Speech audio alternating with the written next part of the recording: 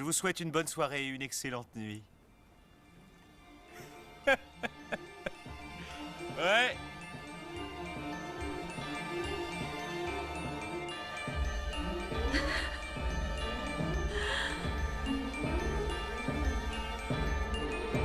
Quoi, t'as pas vu The Truman Show? Bouge pas, je t'explique. Bon, The Truman Show, c'est l'histoire de la première personne née dans un environnement uniquement géré par une intelligence artificielle.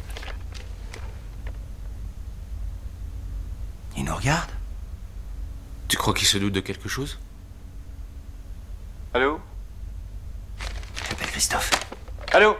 Répondez, Major Borbank. La vie du jeune Truman démarre paisiblement dans un monde où tout est prévu pour qu'il se sente en sécurité, voire même comme le roi du monde. L'IA arrange au mieux pour lui les gens, la bouffe, la ville et même la météo. Et Truman prend vite l'habitude de ne jamais choisir quoi que ce soit, laissant les différents chatbots gérer la situation pour lui. Problème, si Christophe 18, la dernière version du moteur d'Harpic, un ancien fabricant de nettoyants pour cuvettes de chiottes reconverti dans l'IA, s'en sort plutôt bien quand il s'agit de suivre les directives de son système prompt, il devient plus qu'approximatif dès que Truman parle d'amour, de sentiments et de sexualité. Car forcément, à un moment, à force de grandir, ça finit par le chatouiller un peu. Mais alors que le dernier prompt vocal de Truman contenait les mots-clés passion, nichon, prostitution et passé à l'action, Christophe 18 est si désappointé qu'il promet au gamin de lui créer une créature de rêve.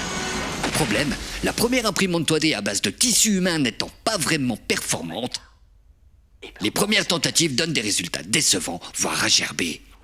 L'ultime tentative étant la pire, Truman sent bien qu'il a quelque chose qui cloche et décide donc d'ouvrir une porte dans le ciel histoire d'aller voir ailleurs et aussi de voir au revoir The Truman Show de Peter Weir avec Jim Carrey et Laura Linney parce que c'est un putain de classique. Voilà, c'est tout.